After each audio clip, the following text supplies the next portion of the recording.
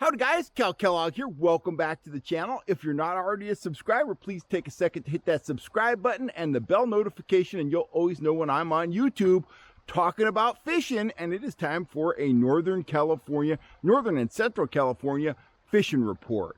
And I guess I should start with the weather. I mean, if you've been paying attention to the news at all, or even sticking your head outside your house, you know we have been hammered by a series of storms over the last 10 days or so. And there's really no break in sight. There's a few breaks, like today, Lucy and I, we're out here hiking. We're taking advantage of this short dry period. I've even got some sun busting out up there. But these dry periods look to be pretty short-lived right now. At my house, at one point, I live at about 2,600 feet. At one point, I had a full 24 inches of snow in my driveway. I still have about 12 inches of snow on my property. Some of it has melted. It's kind of been on again, off again snow. And right above me, up in the town of Forest Hill, they have multiple feet of snow. And I'm going to say that sits at about 3,000 feet. So the bottom line is there is a lot of snow in the Sierras, and there's a lot of snow sitting at lower elevations. And that is going to be a problem if the current weather forecast is correct. Word on television is, word from the National Weather Service is that towards the end of the week, Thursday, Friday, Saturday, we are going to be hit by a very large, very warm storm. The snow level is going to rise to about 6,000 feet, and that means warm rain is going to fall on top of a pretty substantial snowpack. Beyond that, we may well get hit by another series of warm storms the first of next week. Some of my gold mining buddies are saying these are almost identical conditions to what they had back in 1863. And that year was known as the Great California Flood of 1863, when warm rain fell on top of a substantial low elevation snowpack, and it caused widespread flooding throughout the state of California and in Oregon as well. So let's hope that it's not as serious as that. And that's probably the biggest flooding event ever recorded in California history. And of course, there were very few people in California at that time. You can imagine what kind of a mess it's going to be if we get that kind of a flooding event now, with all the people here and infrastructure and stuff like that. So, long story short, I haven't been doing a lot of fishing, and I'm not really going to advise you to go out fishing right now either.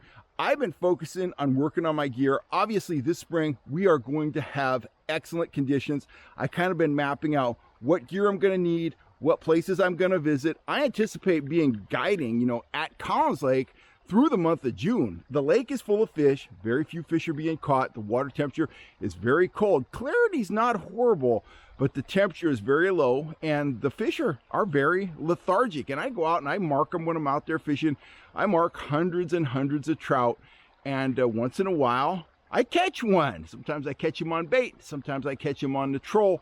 But it's been hit and miss at the best. So what I'm focusing on this week and into next week is going over my gear, getting everything set up, because, again, spring is going to be epic. I want to hit Stampede Reservoir. I want to hit Jackson Meadows, Lake Davis, El Menor, and of course Eagle Lake. All of those destinations right now are locked up in snow and ice. If you're hardcore, you might be able to get into El Menor. The rest of them, it's a tough nut to crack. Davis is under ice right now. There's sheets of ice on Eagle right now. I'm sure Jackson Meadows is covered in ice at this point. So that's kind of what I'm looking forward to, that and catching, probably thousands of trout at Collins Lake this spring with my clients. If you want to go fishing right now, here's what I've heard. Here are the top bites that I've heard about. Let's start out up north. Lake Shasta. Guys that really know the lake, they're going out, they're trolling spoons, and they're getting anywhere from 4 to 8 fish a day for the boat, fishing multiple lines, stuff like that. They're traveling around, they're finding the fish, but be aware, if you hit Shasta, the lake has come up a ton, so there is a bunch of floating debris out there, and the stage is set for you to bust your prop. I've done it on Shasta, so if you go up to Shasta, be careful. There are fish to be had, and there's bass to be had as well. More down in my neck of the woods here, Folsom Lake. Folsom Lake, haven't heard a ton about the Kings recently. You know, I've heard about a few kings up to 5 pounds. The story out there has been the rainbow trout fishing. Yes, it's fulsome, it's inconsistent, but guys are going out there, they're pulling my crippled minnow spoons, my speed spoons, Rapalas, stuff like that on the fast end, and they're getting rainbows anywhere from 2 to 4 pounds. The arms, both the South Fork and North Fork, seem to be producing better results than the main body. On days when, you know, you have to slow down, when the fast stuff isn't working, small blades, 4-inch fish eyes, mini willow leaf, stuff like that, turbo flashers paired with a threaded night crawler on a slow death hook has been working. Work anywhere from the surface down to about 30 feet. If you're going to Folsom though, I suggest you get out there now, because when we get that warm rain, it's going to blow the lake out for a while. There's going to be huge inflows coming down, you know, from Forest Hill and Colfax, you know, up in my neck of the woods, and it's going to blow the lake out for probably several days. I expect to see lots of mud, lots of wood, stuff like that. So if you're going to Folsom, get out there while the getting is good. Down south of us, Lake Comanche, the fishing's good, but the fishing is spotty. Guys go out, they do well one day. Speed spoons, Rapalas on the fast end, some Speedy Shiner stuff like that, 2.7 to 3 miles an hour. That's producing, but they'll go out, they'll find the fish one day, come back the next day, and the fish are gone, and they struggle the next day.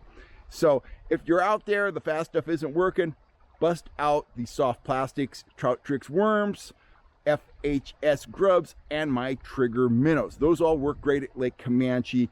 You know, if you're going out there, probably the best option in my immediate area right now, just be prepared to cover a lot of water until you find the fish, and then grind on those fish, and you have a chance of catching limits or near limits at Comanche. Got to put in your time.